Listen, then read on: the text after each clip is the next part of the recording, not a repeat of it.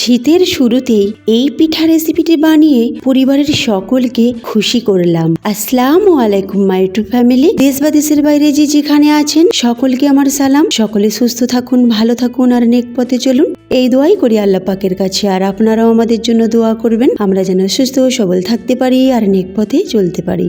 Friends, আজ নিয়ে এসেছি দারুণ স্বাদের এক পিঠা রেসিপি, যেটা মুখে দিলেই একেবারে মিলিয়ে যাবে, খেতে অসাধারণ। আর নাম দিয়েছি শিউলি পিঠা। একেবারে শিউলি ফুলের মতো দেখতে, অথচ কোনো প্রকার ছাঁচ ছাড়াই আমি হাত দিয়ে এই পিঠাটি বানিয়েছি। তো আপনাদের সকলকে রিকোয়েস্ট রইল, ভিডিওটি প্রথম থেকে শেষ পর্যন্ত দেখবেন, স্কিপ করবেন না। আর ভিডিওটি ভালো লাগলে লাইক, শেয়ার, কমেন্ট অবশ্যই করবেন। তার সাথে নতুন যারা রয়েছেন সাবস্ক্রাইব করে পাশে থাকা বেল আইকনটি ক্লিক করবেন। চলুন শুরু করি। বিসমিল্লাহির রহমানির রহিম। এখানে প্রথমে আমি পুর বানিয়ে নেব। তো একটা ফ্রাই প্যান নিয়েছি, তাতে 100 গ্রামের মতো চিনি নিলাম, আর কম আছে চিনিটাকে ক্যারামেল করে নিলাম। পানি না দিয়ে আমি এটাকে ক্যারামেল করলাম। যেহেতু এটা ননস্টিক প্যান, তো এতে পানি দেওয়ার কোনো প্রয়োজন নেই। চিনিটা গলে যেতে একটু কালার ধরতেই আমি দিয়ে দিলাম নারকেল কোড়ানো, ফ্রেশ নারকেল কোড়ানো দিলাম 1 কাপ, আর 3টি এলাচকে একটু থেতো করে দিয়ে দিলাম, যাতে এর ফ্লেভারটা খুব ভালোভাবে আসে। এবার সব উপকরণ খুব ভালো করে মিশিয়ে নেব চিনির সাথে। খুব ভালোভাবে মিশে গেলে আমি এতে দেব চালের গুঁড়া। মার্কেটের যে চালের গুঁড়া পাওয়া যায় সেই চালের গুঁড়া 1 চামচ দিয়ে দিলাম, আর দিয়ে দিলাম একটু লবণ। মিষ্টি জাতীয় খাবার একটু লবণ দিলে খাবারের স্বাদটা অবশ্যই বাড়ে, সেজন্য লবণটা দিলাম। তারপরে পানি দিয়ে ভালো করে মিশিয়ে নিলাম। প্রয়োজন মতো পানিটা দেবেন, আর ভালো করে মিশিয়ে নিয়ে ঢাকনা চাপা দিয়ে 5 মিনিট বসিয়ে রাখবো কম আঁচে। তারপরে 5 মিনিট পর এটাকে নাড়াচাড়া করে আমি তুলে নেব। দেখুন পুরটা কালারটা কত দারুণ এসেছে, মনে হচ্ছে যেন গুড় দিয়ে তৈরি করেছি। আপনাদের বাড়িতে গুড় না থাকলে এইভাবে আপনারা পুর বানাতে পারেন। তো পুর একেবারে রেডি। ওদিকে ঠান্ডা হতে দিয়েছি। এদিকে একটা পাত্র নিয়েছি, তাতে 3 কাপ ফোটানো দুধ নিলাম। দুধের বদলে আপনারা এখানে পানি নিতে পারেন। আর একটু লবণ নিলাম। দুধটা ফুটে উঠলেই 2 টেবিল চামচ ময়দা, 2 কাপ চালের গুঁড়া নিয়েছি, যেটাকে খুব ভালো করে মিশিয়ে নিলাম। এবার এটাকে দিয়ে দেব দুধের মধ্যে। দুধটা আমি দিয়েছি তার কারণ দুধ দিয়ে পিঠাটা বানালে পিঠাটা পরের দিনকে পর্যন্ত নরম তুলতুলে সফট থাকবে। আমরা প্রায় দেখেছি চালের গুঁড়া দিয়ে পিঠা বানালে পরের দিনে কিন্তু পিঠা শক্ত হয়ে যায়, তো দুধ দিয়ে বানালে এই রকমটা হয় না, সেই জন্য আমি দুধ দিয়ে বানিয়েছি। তো আপনারা চাইলে এখানে পানি দিয়েও বানাতে পারেন, কোনো অসুবিধা নেই। এবার চালের গুঁড়াটা ভালো করে মিশিয়ে নিয়ে ঢাকনা চাপা দিয়ে 5 মিনিট কম আঁচে বসিয়ে রাখবো। 5 মিনিট পর এটাকে নাড়াচাড়া করে তারপরে গ্যাসের ফ্লেমটা বন্ধ করে এটাকে ঢাকনা চাপা দিয়ে আরো 5 মিনিট বসিয়ে রাখবো। তারপরে এটা বড় প্লেটে ঢেলে নেব। ঢেলে নিয়ে এটাকে খুব ভালোভাবে মেখে নেব। অবশ্যই গরম থাকতে থাকতে মেখে নেবেন, ঠান্ডা হলে কিন্তু এটা শক্ত হয়ে যাবে আর মাখতে অসুবিধা হবে। আর হাতে একটু মাঝে মধ্যে পানি নেবেন, হাতটা পানিতে ডুবিয়ে নেবেন। এইভাবে হাতটা মাঝে মধ্যে পানিতে ডুবিয়ে ডুবিয়ে ভালো করে একটা নরম সফট ডো বানাবো। ডো আমার একদম রেডি। আমি এখানে একটা ছোট্ট ডো কেটে নিচ্ছি, আর বাকি ডোটা গোল করে একটা বাটিতে ঢাকনা চাপা দিয়ে রেখে দেব। অবশ্যই ঢাকনা চাপা দিয়ে রেখে দেবেন, তা না হলে এটা শক্ত হয়ে যাবে হাওয়া লাগলে, যেহেতু চালের গুঁড়া আর খুব তাড়াতাড়ি শক্তও হয়ে যায়। যে ছোট ডোটি আমি নিয়েছি তাতে একটু অরেঞ্জ ফুড কালার মিশিয়ে দিলাম, কারণ আমি এখানে শিউলি ফুল পিঠা বানাবো। তো শিউলি ফুলের যে কালারটা হয় মাঝখানে, সেটা হচ্ছে অরেঞ্জ কালার। তো অরেঞ্জ কালার দিয়ে দিলাম, আর এরকম ছোট্ট ছোট্ট বল তৈরি করে নেব কয়েকটি।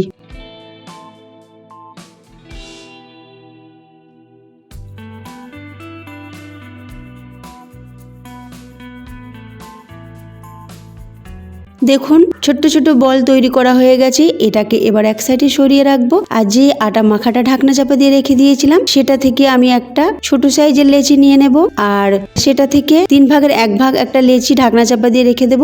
আর বড় লেচিটাকে আমি গোল করে নিয়ে বেলে নেব। আর যখন বেলে নেব তখন একটু আটা ছড়িয়ে বেলে নেব।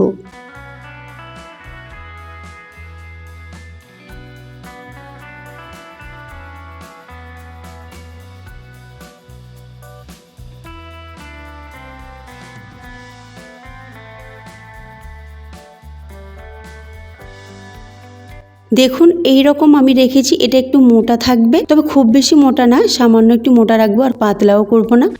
একটা গ্লাস নিয়েছি, গ্লাসটা একটু আটায় ডুবিয়ে নিলাম, মানে গ্লাসের মুখে একটু আটা মাখিয়ে নিলাম। যাতে এটা কেটে নেবার সময় অসুবিধা না হয় বা জড়িয়ে না যায়, সেই জন্য আটাটা মেখে নেওয়া। খুব সহজভাবে কেটে নেওয়া যাবে। আর গ্লাস দিয়ে কাটছি কারণ সবগুলো সমান মাপের হবে, সেই জন্য গ্লাস দিয়ে কেটে নিচ্ছি। তো এরকম করে আমি সবগুলো কেটে নিলাম যতটা আমার প্রয়োজন। এবার ছোট যে লেচিটা কেটে রেখেছিলাম সেটা এবারে গোল করে ভালো করে নিয়ে একটু আটা ছড়িয়ে পাতলা করে বেলে নেব।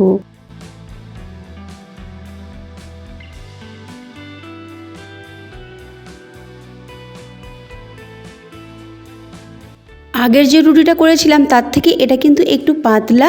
আর এটাকে কেটে নিচ্ছি, বোতলের একটা ঢাকনা নিয়েছি, সেই ঢাকনা দিয়ে কেটে নিচ্ছি। দেখতেই পাচ্ছেন কতটা ছোট ছোট হচ্ছে। এরকম আমি অনেকগুলো বানিয়ে নেব। আপনারা একটু ভালো করে ফলো করবেন।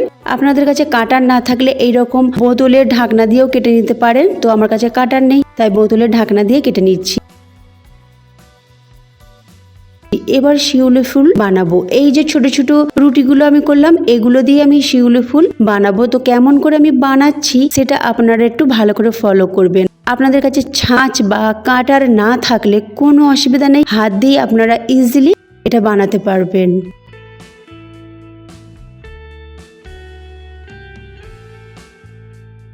দেখুন এখানে দুটো বড় রুটি নিয়ে নিয়েছি। প্রথমে একটাতে আমি পুর দিয়ে দিলাম। পুরটা খুব বেশি দেবেন না, বেশি দিলে কিন্তু ফেটে যাবে বা বেরিয়ে আসার সমস্যা হবে। এবার আরেকটা রুটি উপরে দিয়ে চাপ দিয়ে এইভাবে আঙুল দিয়ে প্রেস করবেন। প্রেস করলে খুব ভালোভাবে মুড়ে যাবে। আর যদি না মুড়ে যায় তো একটু পানি দিয়ে দেবেন, পানি দিয়েও এটাকে ভালো করে মুড়ে নিতে পারবেন। তারপরে দুটো আঙুল দিয়ে চাপ দিয়ে পাতলা করে এইভাবে সিম্পল একটা ডিজাইন বানিয়ে নেবেন।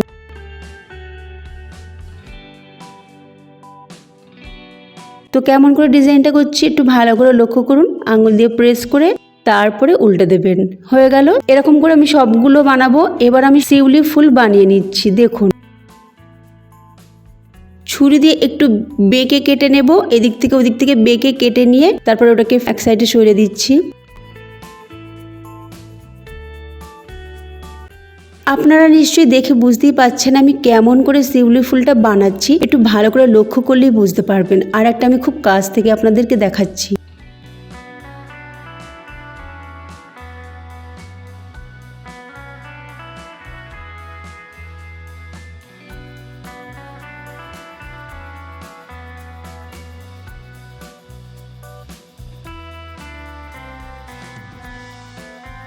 দেখলেন তো কেমন করে বানালাম। তাহলে আপনাদের বাড়িতে ছাঁচ না থাকলেও কোনো অসুবিধা নেই, আপনারা এইভাবে হাত দিয়েই শিউলি ফুল বানিয়ে নেবেন যদি এইরকম পিঠা খাবার আপনাদের ইচ্ছা হয়।